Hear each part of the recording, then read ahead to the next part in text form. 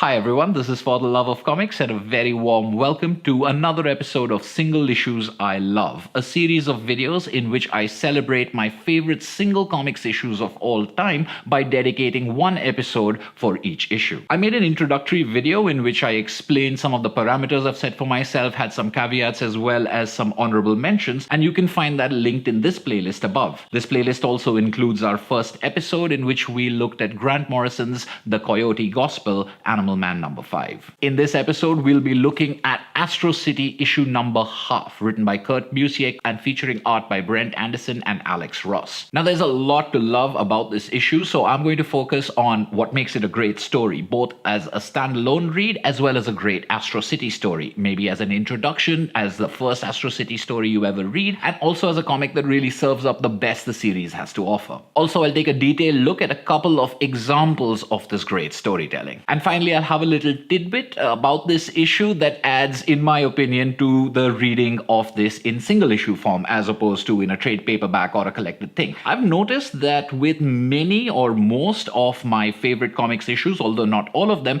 there are one or two things about the comic book itself, unrelated to the story, but something that adds another layer of the pleasure of reading it in single comic book form. Animal Man number 5 also had one. I just forgot it in my last video, so I'll add that to this one. So right at the end, I'll have a little cherry on the top, icing on the cake sort of detail for both the Coyote Gospel as well as the Nearness of You. And of course, at the end of the episode, like before, I'll share with you what the next comic in this series is going to be. With all that out of the way, let's take a closer look at the Nearness of You by Kurt Busiek, Brent Andersen, and Alex Ross. So what makes Astro City half, the Nearness of You, so great? To get into that in any meaningful way, I will have to get into spoiler territory. So if you're one of those people who hasn't read the story or doesn't want to know anything about it until they have, I'd recommend you pause this video or save it for later and come back after you've read the story. This is a very short piece. You can find it online on Comixology or other sites. It won't take you more than 5 or 10 minutes to read. Or you can find Astro City Volume 2 Confession, in which this is collected. The Nearness of You, the name given to Astro City half, is the story of Michael Tenicek, a man who every night in his dreams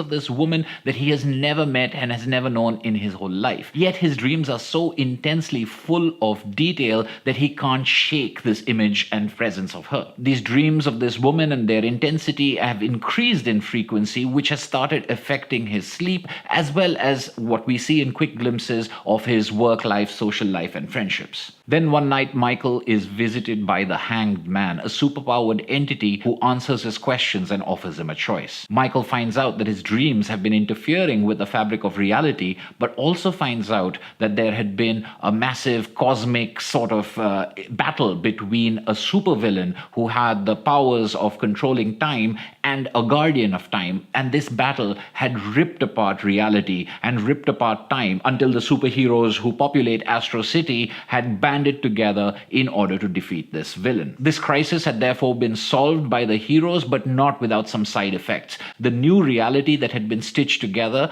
had never had this woman, Miranda, who had been Michael's wife. She'd simply never existed because her grandparents had never met. And in his dreams, Michael is remembering a life that actually had never existed. Now that Michael understands, the Hangman tells him that his dreams will no longer affect the fabric of the new reality. At the same time, the Hangman offers him a choice to wipe his memory completely clean so that he remembers nothing about his wife. Michael thinks about this very briefly and then says that no, he doesn't wish to forget. The Hangman then says he has to leave because there are others he has to see, and Michael is struck by that. He says, what do other people do? What do they choose? And that's when the Hangman tells him that no one chooses to forget. No one forgets. At the very end of the story, Michael falls into a sleep in which he dreams of his wife, and this time realizing that he knew her. Maybe not in this reality, maybe not in this truth, but he knew her and he loved her, and that has made all the difference. Now, this is a great short little story for a number of reasons. One, obviously, for its sentiment, which never goes into the sentimental, but attaches this human love and this human connection to this story in which the crisis and the reality warping, time changing things happen in the background or happen as a flashback, happen as an explanation. The real mystery of who this woman is in many ways less important than the choice that Michael makes, and the nature of their relationship, of their love having been so powerful that even a brand new reality can't completely shake it, has a very sweet and powerful message about the nature of love. As a short story, it feels very much like a Twilight Zone episode with the beginning, middle, and end all adding different dimensions to what you think you know and where the answer actually lies. And the very end has the impact of a twist with this idea that no one ever forgets, that no one forgets these people who they never ever knew when offered that choice. But it's not really a twist. A twist usually subverts what has come before or tries to tell you that it's the opposite of what you've believed. This rather is an amplification, a sort of magnification of the answer that you've got, in which Michael's choice, as personal and as intimate as it is, isn't limited only to him. In fact, there is nobody who chooses differently. And this really, I think, is what takes the story to that other level. The focus becomes not only about an individual choice, but about the universality of that choice, about what binds us together. Even when we are lonely, even when we are missing part of ourselves, we are still part of a group of people who wouldn't have it any other way. So just like the Twilight Zone or Tales from the Crypt or those, other standalone, supernaturally tinged human life drama stories that we're familiar with, Astro City Half doesn't require you to know anything about Astro City, about these superheroes. It focuses completely on Michael and his dreams. In fact, the first half of the story gives you reality, life with his co-workers, with his friends, with his dates, in very, very quick glimpses. His sitting in a park is tinged with this cloud in which his wife's figure is appearing. So it's really the dream and the memory that we find out later that dominates the story, not the so-called reality, which after all is a brand new construct after this war. And the second half of the story, taking place entirely in his bedroom, in conversation and flashback, again paces the story out to focus more on this non-reality, which is far more important than the mundane reality we are left in. But alongside being a great standalone story that anyone can read and then leave Astro City aside, this is also a terrific introduction to the series. It highlights exactly how Kurt Busiek and Brent Andersen take a slightly askew view to superheroes. The entire series is about superheroics looked at from a completely different angle, often from the angle of the common man or someone at the ground level, which is what this story does so well. It also touches upon the mythology of Astro City, where a number of popular superheroes make their appearance, again, in only 1 or 2 panels, part of a background story that's being narrated by the Hangman. And even the Hangman, who appears as the major superpowered protagonist in the story, isn't really a major Astro City character, at least not at this point of time in the series. But because you have only seen him as a mysterious and almost unknowable figure in other Astro City issues, this issue also works as a major expansion of the Astro City universe by giving us a character that we may have seen before, but very slightly in a much more fleshed out way. One of the great things about Astro City is, alongside its slightly askew view at superheroes, is its focus on the real, on the human. So in spite of all the superhero shenanigans happening, the tightness of focus on human emotions and human relationships makes it a standout in the field of superhero comics. And Astro City Half, the Nearness of You, is a perfect exemplifier